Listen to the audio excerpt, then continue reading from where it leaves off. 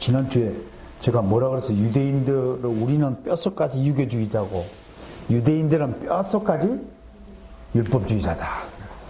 그 율법주의를 다른 말로 뭐라 하냐면 시오니즘 그래요. 지금도 미국 사회에 가보면요, 이 시오니즘으로 무장한 사람들이 이제 극단주의 강경파,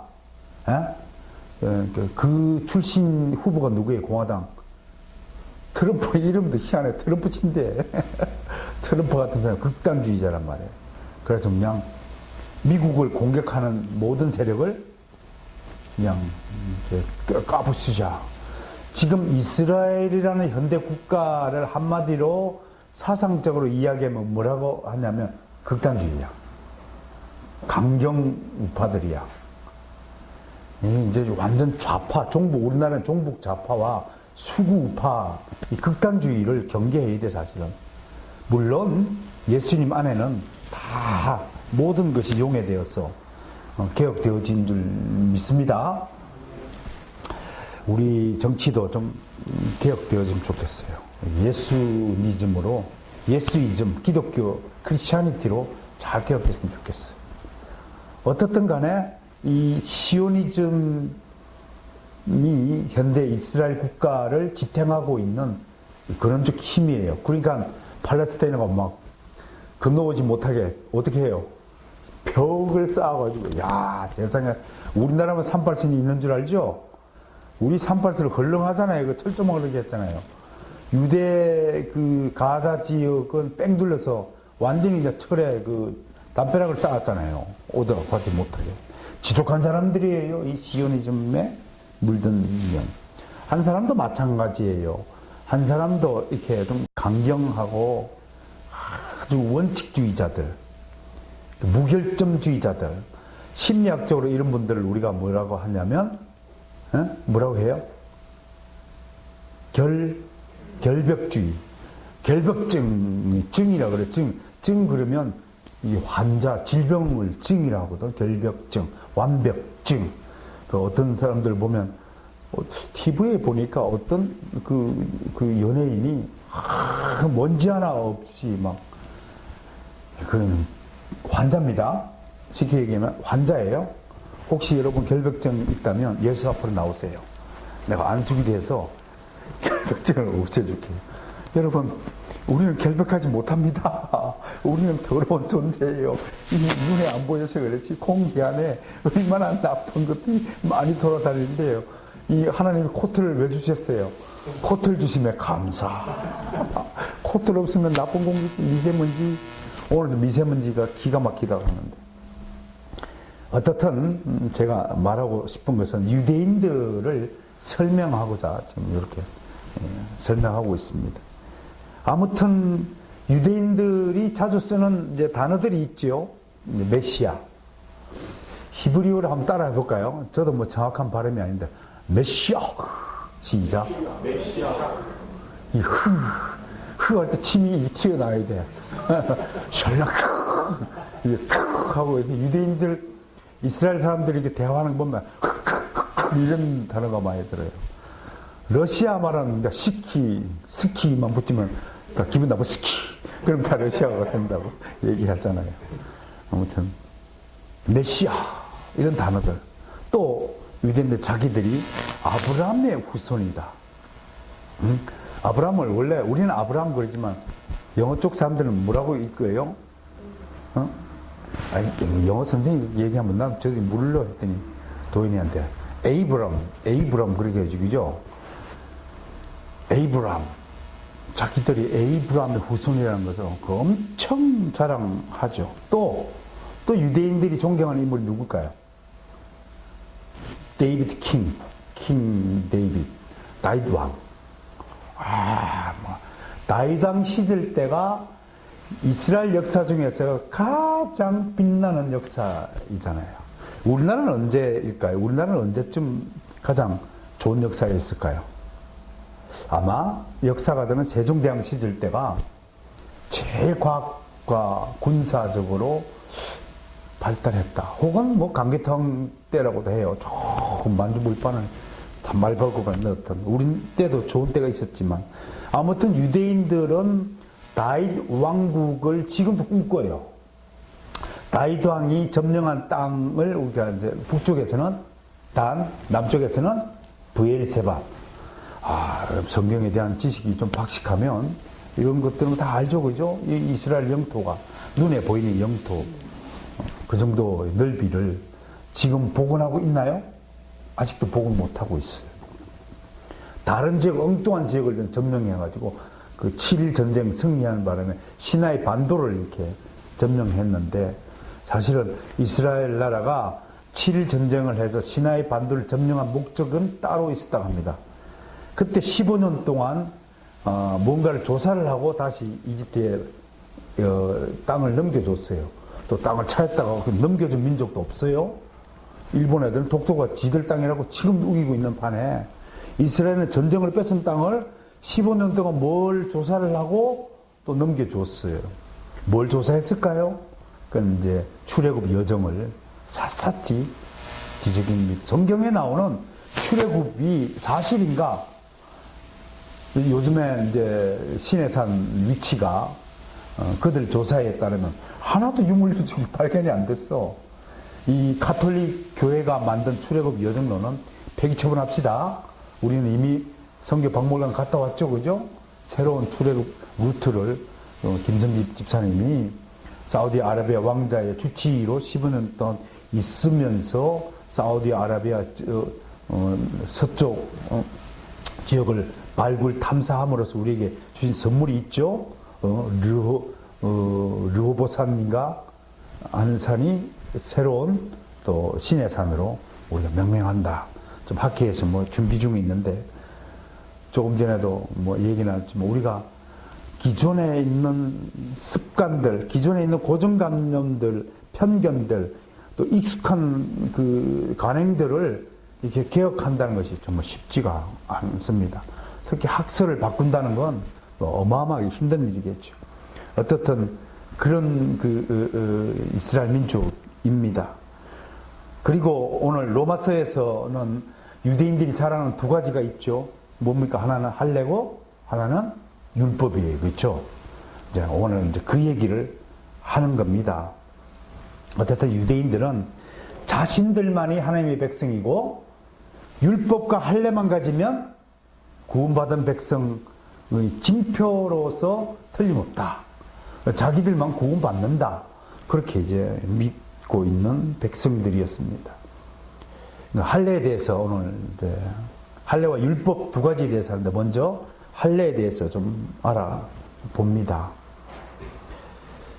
여러분, 할례를 태어난 지 며칠 만에 시행하나요? 8일 만에. 왜 8일 만에 할례를 할까요? 8일 만에? 그건 레위기의 기록에 보면 여자가 아이를 낳으면 7일 동안 부정하다 그랬거든요. 레위기 12장 2절인가 아마 그렇게 돼 있을 거예요. 그러니까 7일 동안 아기를 낳으면 여자가 부정하니까 부정한 기간이 끝나고 난 그 다음날 8일째 된 날 할례를 했다고 합니다. 과학적인 근거가 상당히 있는 이야기라고 합니다. 특히 이제 여성들의 월경 때 한 일주일간을 불결한 기간을 해서 그날 그 기간에는 성전에도 오지도 못하게 하는 그런 전통도 있지 않았습니까? 네. 오늘 바울은 9절에서 의롭다 함이라는 이 행복이 할례자에게만 주어지느냐 무할례자에게도 주어지느냐, 요 문제를 이제 따지는데, 사실은 이건 이제 칭의론이죠, 그죠? justification이라고 하는 거예요. 그런데 여러분, 여기서 잠깐요, 우리가 성경에 쓰여진 용어가 어디로부터 나온 용어인가를 좀 알 필요가 있어요. 자, 요한복음 태초에 말씀이 계시니라 1장 1절이죠? 그때 말씀이 헬라어로 뭔가요? 로고스예요, 로고스. 이 로고스는 어디서 빌려온 단어죠? 누가 쓰던 단어인가요? 그건 그리스 철학자들이 쓰는 단어입니다.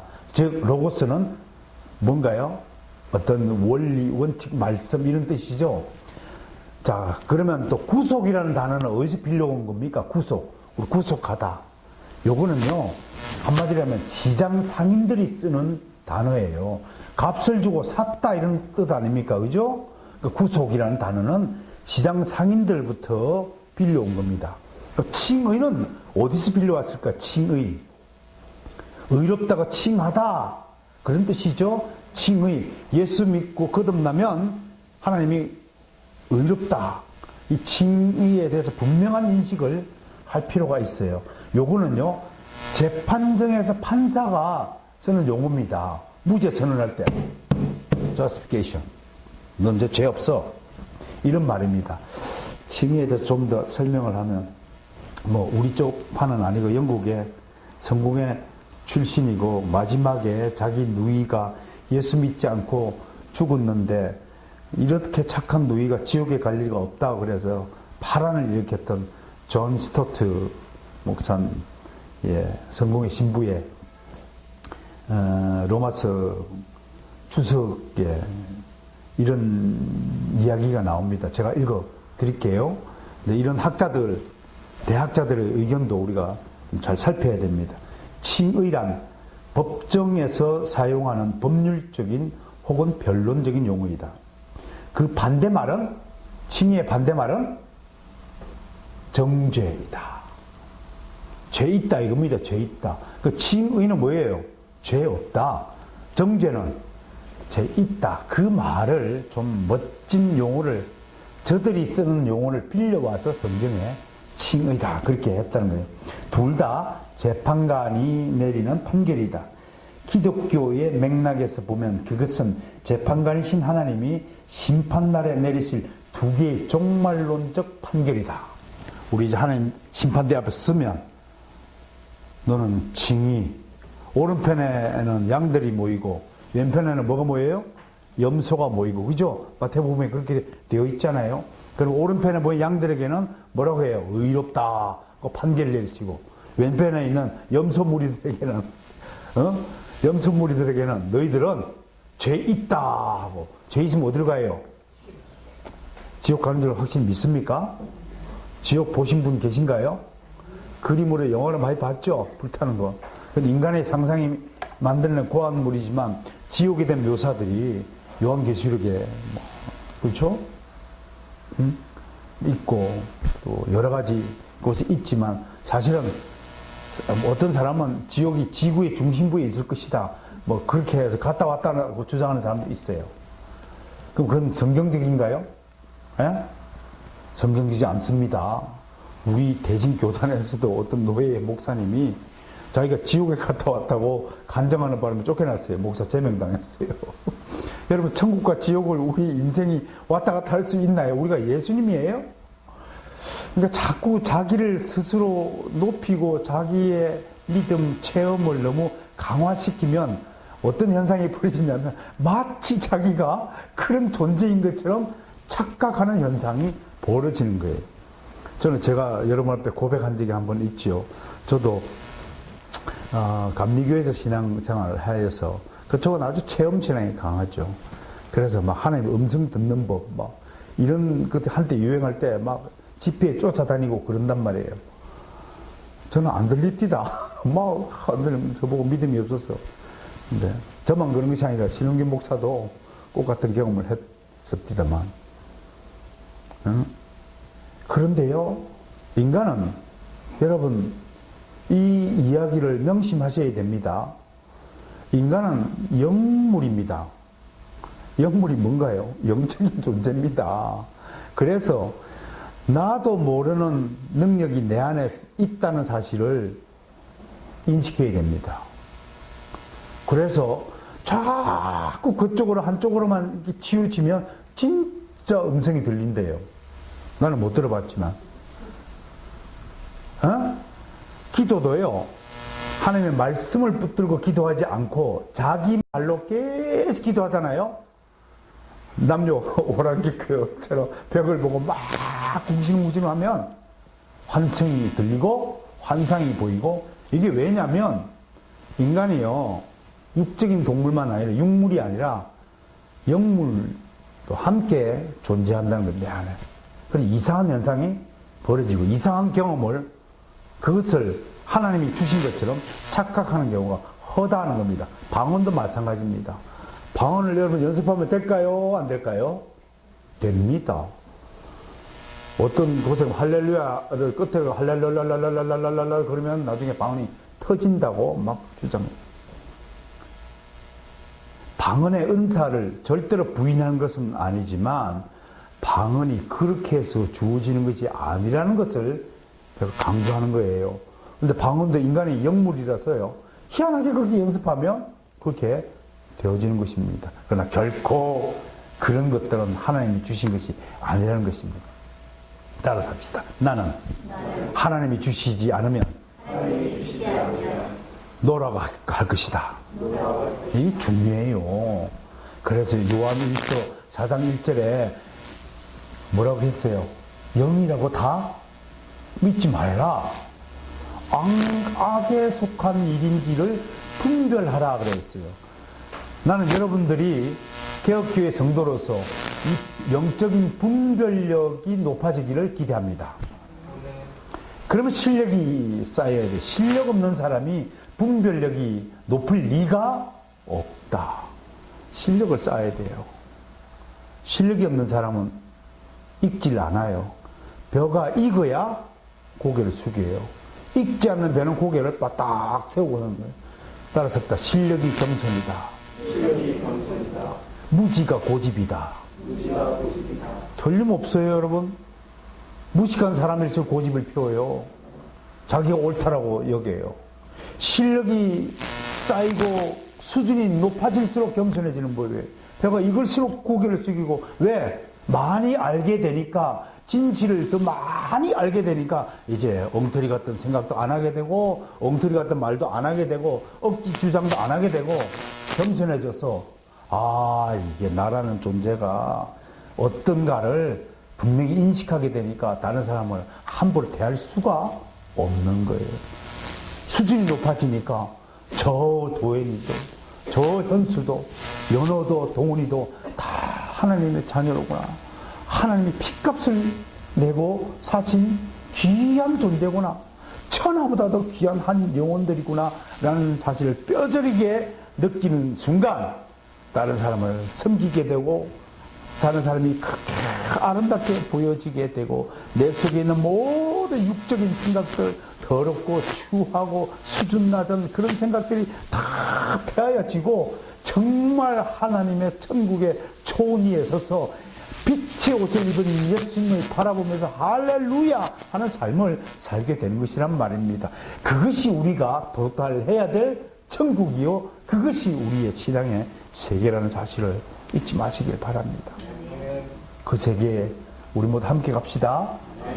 한 사람도 잃어버리지 말고 나 혼자 가겠다고 막 앞서가서도 안 되고 나는 못 가 하고 니들만 가고 뒤쳐서도 안 되고 한 사람이 뒤쳐지면 전부가 멈춰서서 그 사람이 다시 일어서서 우리와 함께 갈 때까지 우리는 또 앞선 자들은 기다려줄 줄 알아야 되고 뒤처진 자들은 무지와 함께 고집을 부리고 앙탈을 부리지 말아야 되고 이게 예수 공동체, 신앙 공동체가 가져야 할 것입니다.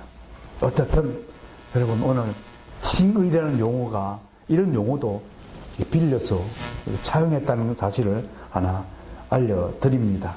성경의 할례에 대해서 좀 살펴봐야 될 것이 있습니다.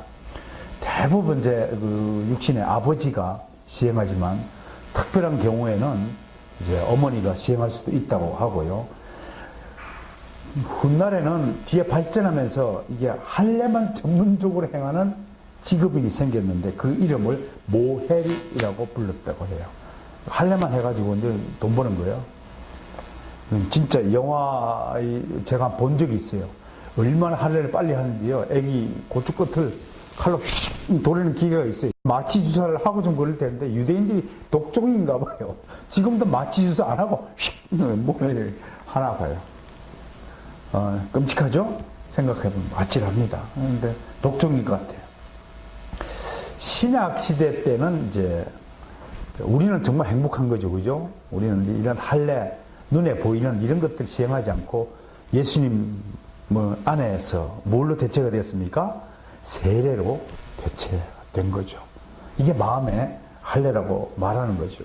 그럼에도 사도 바울의 두 아들이 있었는데 이게 이제 할례에 대해서 좀 깊은 지식을 갖기 위해서는 디모데의 사례와 또 다른 아들 디도의 사례를 구분할 수 있어야 돼요. 디모데는 예루살렘에 데리고 갔을 때 할례를 시켰어요, 안 시켰어요? 할례를 시켰어요. 근데 또 다른 아들 디도는 너 할례 하지 마 라고 했어요. 그러면 이게 모순된 명령이잖아요. 할례에 대해서 일관성이 있어야 되는데 그건 이유가 있어요.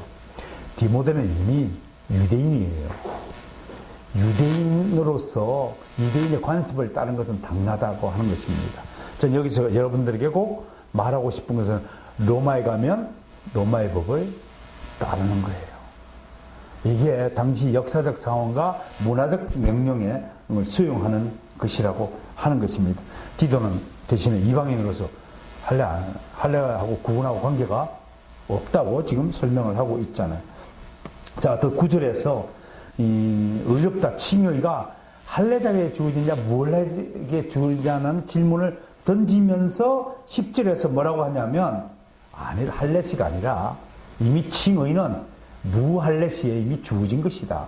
즉 할례는 창세기 17장에 나오는 사건이에요. 그죠? 아브라함이 언약을 받고 횃불 언약을 치룬 다음에 하나님이 언약의 징표로서 너 할례해 라고 명했지만 사실은 아브라함이 칭의를 받은 때는 언제예요?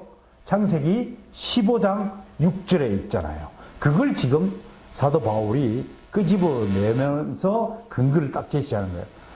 여러분, 유대인 여러분, 아브라함이 할례를 받을 때에 칭의를 받아 의롭다함을 받으셨어요.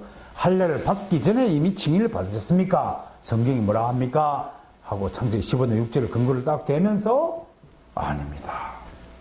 그러니까 창세기 15장 칭의를 받은 때하고 그 다음에 17장 할례를 시행했을 때의 간격을 우리 시간적으로 한 5, 6년, 한 20년 이렇게 간격이 있는 것으로 보입니다. 이 두 사건이 분리되었고 해서 아무 관계가 없는 것은 아니지만요. 어떻든 지금 바울이 말하는 게 뭡니까? 칭의, 의롭다함을 받는 것은 할례와 무관하다, 유관하다, 무관하다라고 얘기하는 겁니다. 다만 이 할례는 하나의 언약의 징표, 상징으로서 그 존재가 있다고 하는 겁니다. 이것을 존 스토트 목사와 스윈들 목사는 뭘로 비유하냐면 이 구절을 해석하면서 바로 봉인을 예를 들고 있습니다. 봉인이 뭐예요? 도장 찍는 거죠. 도장 칵 찍는 거 공식 문서에 시일이라고 하죠. 헬라어 도장이죠. 그 법적 보호와 보증의 역할을 하는 것입니다.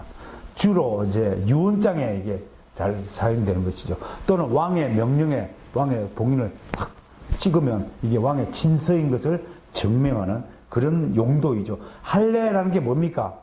칭의를 받았다는 봉인이라고 하는 것입니다. 이해가 됩니까? 그러니까 할례를 받아도 되고 안 받아도 되고 하지만 요즘에 뭐 남자들은 건강상이라도 할례를 다 받는 것이 의학적으로 좋다고 하죠. 그런 차원에서 하나님이 다 좋은 것을 우리에게 시행하셨다라고 믿음으로 받으면 됩니다. 로마법에서는 이 유언장 봉인을 뜯으려면 6명의 증인이 있어야 된다고 당시 시대 법은 그랬다 합니다. 요즘은 어떤지 모르겠습니다. 여러분들도 유언장을 아마 남기고 죽으시면 좋을 것 같아요.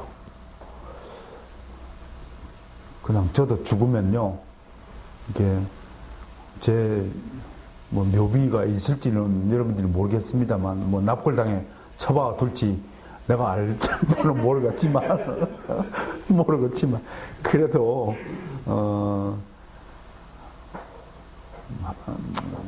좀 괜찮았던 목사 여기 잠들다 그래 해주시든지, 기록을 하나 남겨두고, 내 유언장은 봉인을 내서 내 후임자에게 맡겨두겠습니다. 열어보시고. 나보다 먼저 죽는 사람이 있을지 모르니까 그거야.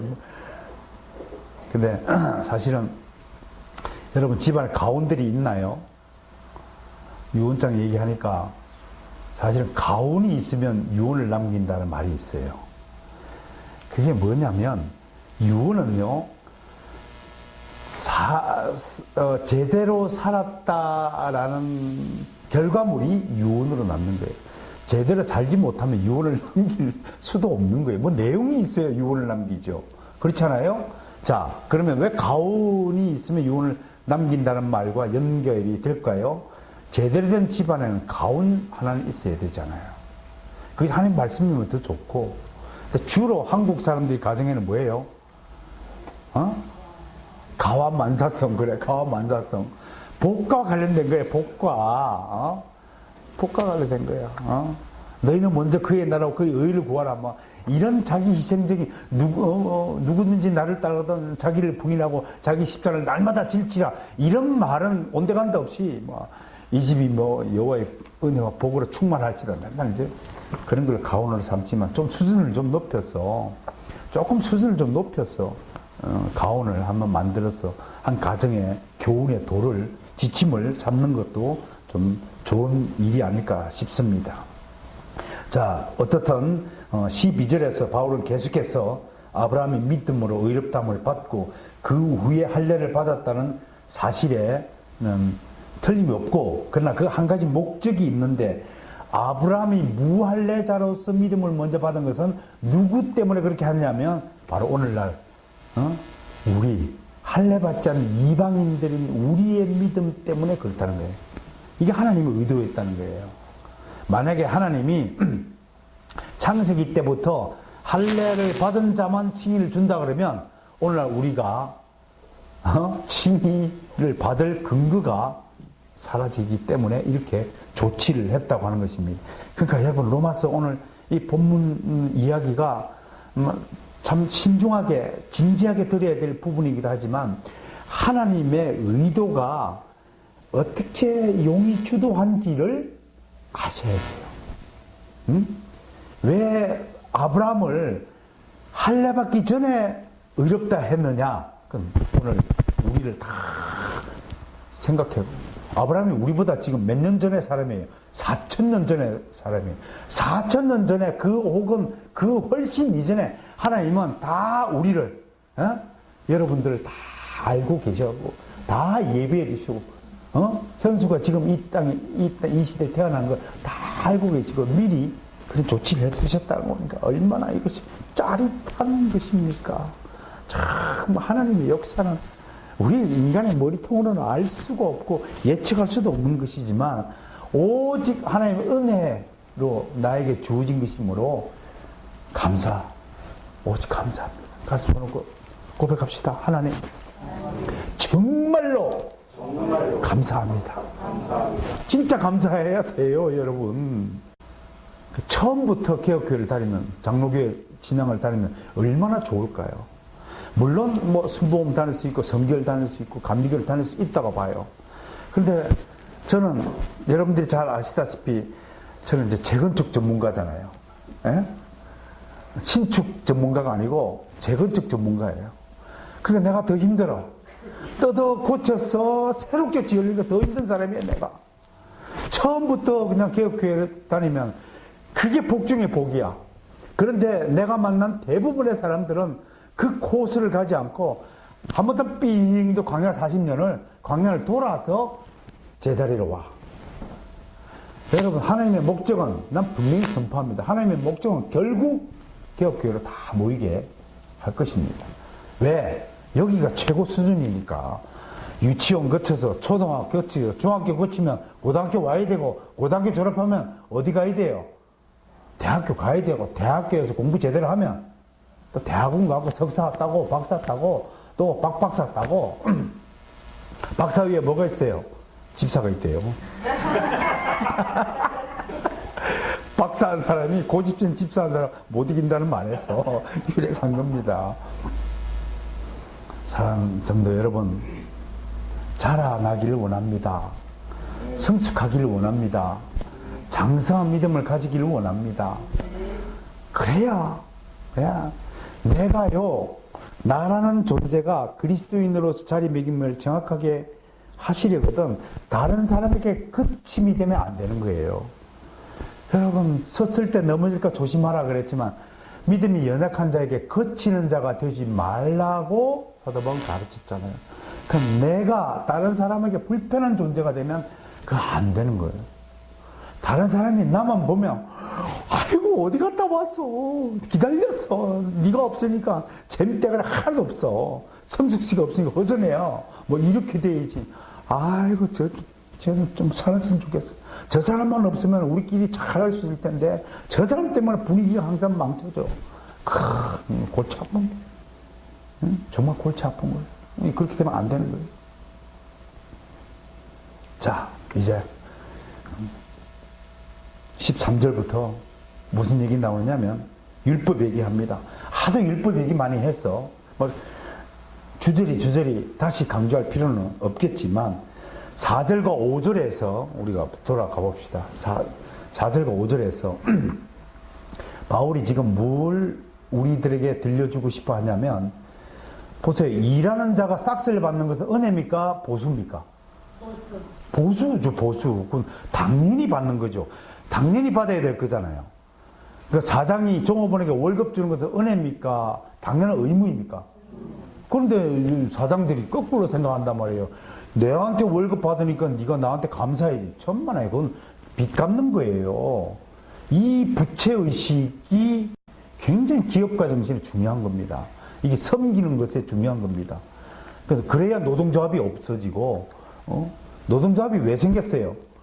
기업주가 원래의 기업주의 댐댐이로서의 몫을 다하지 못하니까 노동자들이 모여서 미리 알아서 월급 딱딱 주고, 좀 하루 전에, 내일 휴일이면 월급날이 내일 휴일날 걸렸으면 하루 전에 월급 주고 말이에요. 우리 할아버지처럼 빌린 돈은 언제 갚으라고? 항상 하루 전에 갚으라. 따라서 부터 빌린 돈은 하루 전에 갚자. 혹시 저한테 빌린 돈 있으면 지금이라도 넣지 않고 예배 시간 끝나자마자 바로 갖다 놔요. 좀 빌려주면 살았으면 좋겠네. 좀 우리가 이런 거 있잖아요. 뭐 크게 좀 생각하지 마시고 간단하게 생각해서, 조금 전에도 말을 했잖아요. 내가 사장이면 사장으로서의 몫을 다하면 되고, 일하는 자이면, 노동자이면 노동자로서의 성실하게 회사를 위해서 일하면 되잖아요. 여러분, 이 경제학상 내가 월급을 100만 원 받으면 회사에다가 얼마를 보내줘야 되는지 혹시 아세요? 네? 4.5배, 그죠? 450만 원을 벌어줘야 내가 100만 원을 월급을 받을 자격이 있다고 하는 겁니다. 잘 생각해야 돼요. 난 월급 100만 원 받으니까 회사에다 100만 원치만 이득을 올려주면 된다라고 생각하면 큰 오산이라는 거예요. 그 회사는 뭐 먹고 살아요? 그렇죠? 자, 이걸 그대로요, 교회라는 하나님 나라를 위해서 한번 해봅시다. 뭐 세상 기업은 아니겠지만 비슷한 기준으로 우리가 설명을 해보면, 우리가 하나님의 은혜를 진짜 더 받기 위해서는, 나는 이렇게 생각해요. 100만 원 월급 받으면 4.5배를 더 열심히 일을 해야 되지. 우리가 하나님의 은혜를 받기 위해서는 그보다 더 10배 이상 좀 노력하면 어떨까 싶어요. 할렐루야? 그게 뭐 그래야 충성하다고 하는 게 판정을 받지 않을까 싶어요. 어쨌든 신앙인들이요, 참 자주 오해하는 부분이 있는데, 자꾸 이렇게 생각하는 거예요. 제가 지금도 충성을 강조했지만, 근데 그 충성이 온전한 순종이나 선행을 통해서 충성하면 내가 의롭다함을 받는다고 자꾸 오해하는 거예요. 인간의 자유의지적 결단이나 의지로 칭의를 아마 얻을 수 있다면 하나님 은혜는 필요 없잖아요. 그죠? 그건 은혜가 아니라 임금이죠. 삭스 받는 거죠. 내가 일한 만큼 받는 것. 하나님 나라에서는 그런 게 아니죠. 일한 만큼 받는 것이 아니죠. 아무튼 무한히 제공되는 것을 이미 받아 누리는 거예요. 여러분, 이거 기억하셔야 돼요. 여러분, 하나님의 은혜를 받고 있습니까? 받았습니까? 받을 것입니까? 받았습니다. 그때 시제가요, 현재 완료로 쓰여진다는, 현재 완료가 이 시제가 왜 중요하죠? 받았지만 앞으로도 계속 용법이라는 거예요. 계속 받아는 거예요. 그 우리가 해야 되는 거는 뭔가요? 하나님 복 주세요라는 기도가 아니라 받은 복을 세어보아라. 받은 복을 세어보아라. 그런 찬송도 있잖아요. 사실 세어보라가 아니라 받은 복을 누려보아라. 시작. 받은 복을 누려보아라. 이게 가사도 똑바로 써야 돼, 신학적으로. 이미 받은 복을 누려야 된다는 겁니다. 믿습니까? 나는 주님이 이럴 것 같아요. 자꾸 달라달라 그러면, 야, 내가 너한테 다 줬는데, 새로운 생명 주고, 네 속에 있는 근신영역 다 없이 평강 주고, 다만, 네가 살아가는 세상 환경, 조건, 이런 것만 네 눈에는 변하지 않는 것처럼 보일 뿐이지. 오늘 내 자식이 있었는데 자식이 갑자기 머리가 나쁜 자식이 확 머리가 좋아지거나 그런 건 바뀌어진 건 아니지만 눈에 보이지 않는 복을 다 주었는데 뭐가 너 부족하니? 에? 이렇게 물으시면 여러분 답변을 어떻게 하실래요? 돈이 부족합니다 그래요? 그럼 주님이 이렇게 할 거예요. 사람이 돈으로 사는 것이 아니라 하나님은 사랑으로 산다. 그렇게 말씀하실 거잖아요. 우리 거꾸로 자꾸 생각하는 거예요. 돈이 있으면 잘 살게 될 것이라고 생각하는 것을 우리는 빨리 하나님의 은혜만 있으면, 그죠? 근데 그 은혜가 사라집니까? 나에게서? 결코 사라지지 않아요. 두렵지 마세요. 여러분들이 그리스도 안에 접붙임을 당한 존재라면 하나님의 은혜는 결코 사라지지 않습니다. 주어진 은혜가 어떻게 사라집니까? 전지전능하시고 완전하시고 무한하시고 불변하시고 영원하신 우리 하나님이 나에게 주입시킨 성령의 은혜가 어떻게 사라질 수 있나요? 그러니 누려야죠. 그러니 평강하시길 바랍니다. 그러니 항상 기뻐하고 쉬지 말고 기도하고 범사에 감사할 수 있는 능력이 우리에게 주어진 줄 믿습니다. 어떻든 율법의 행위로 칭의받는 게 아니라 하나님의 은혜를 칭의받는 것이다. 품삯이 아니라 일방적인 은혜를 받은 것이다 라고 말하는 것입니다. 오늘 이 이야기를 제가 마지막으로 여러분들의 이해를 좀 더 쉽게 하기 위해서 예수님 시절 때 예수님이 있던 예화 하나를 소개함으로써 하나님의 은혜, 하나님 나라에서 뭐가 중요한가를 한번 각인시키고자 하니까 잘 들어보세요. 여러분 예수님의 포도밭 비유를 들으셨죠? 아침 새벽에 가갖고 일꾼을 데려오죠. 내가 너한테 한 달란트 주겠다. 일할래? 예, 알겠습니다. 왜 일자리가 없어갖고 막 하는데 또 9시에 나와가지고 한 사람, 12시에 나와갖고 한 사람, 오후 3시쯤에 한 사람, 해지기 바로 5시에 불러갖고도 한 사람 오고 일을 시켰는데 나중에 계산하니까 전부 한 달란트 주는 거야? 새벽에부터 나와갖고 쎄 빠지게 하는 놈도 한 달란트. 1시간밖에 일하는 녀석도 한 달란트. 그러니까 새벽에 나온 놈이 썩이 난 거예요. 그죠? 그 얘기 재밌잖아요. 여기 썩 안 낼 사람이 있어요. 이게 말이 됩니까, 이게? 근데 보세요. 그건 이제 우리 입장이고, 신학은 인간의 입장에서 학문하는 것이 아닙니다. 신학은 하나님의 입장이 되어서 공부하는 것이 신학이라 하는 거예요. 따라서 신학은 사람이 하는 것 같지만 사람이 하는 게 아니다. 잘 명심해야 돼요. 신학은 내가 하는 것 같지만 사실은 내 안에 있는 성령님이 나를 이끌어 가신 거예요. 그래서 사도 요한은 성령을 무슨 영이라 했어요? 진리의 영이라고 했잖아요. 처음 들어봐? 이해가 안 돼? 대체 표정들이 안 되는 것처럼 하고 있어요.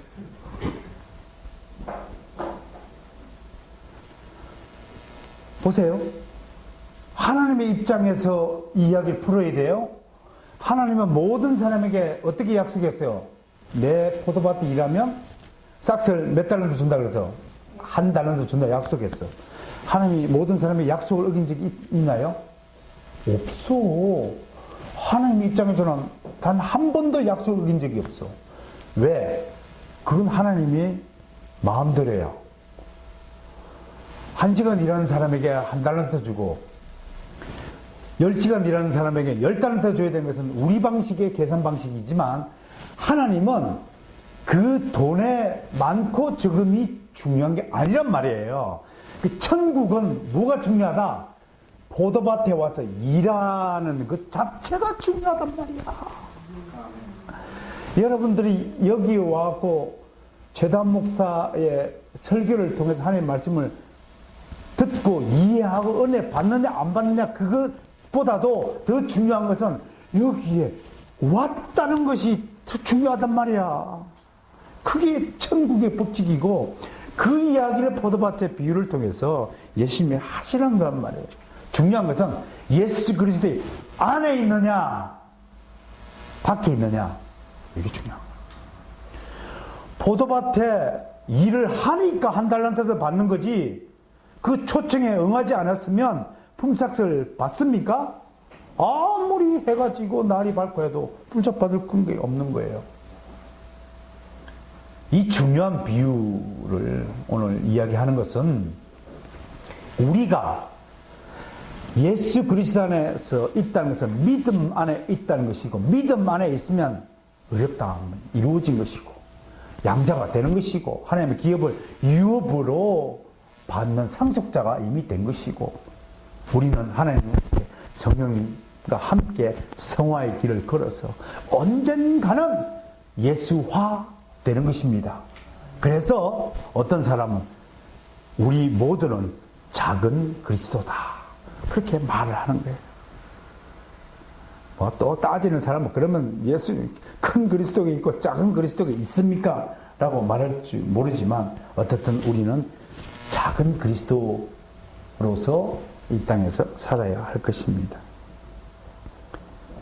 이제 예수님은 구약시대의 백성들이 외적 증거로서 할례를 받았듯이 이제 세례를 받으라고 지시하고 이제 성령의 세례를 약속해 주셨습니다. 어쨌든 마지막으로 오늘 우리는 분명히 마음의 할례, 성령의 세례를 받았습니다. 언제 받았는지 뚜렷한 증거는 없지만 그 증거는 이제 내적인 상태, 즉 하나님의 말씀을 읽고 묵상할 때 이게 정말 하나님의 말씀이라는 확신을 들게 함으로써 우리가 성령 세례를 받았다는 것을 더욱더 구체적인 확신으로 이어지게 하는 역사 속에 살고 있다는 점을 명심하시기를 바랍니다. 또한 여기에 그치지 않고 우리가 매달 한 번씩 시행하는 포도주를 먹고 마실 때 성령의 임재와 함께 주님의 은혜를 맛보게 된다고 우리에게 가르쳐 주셨습니다.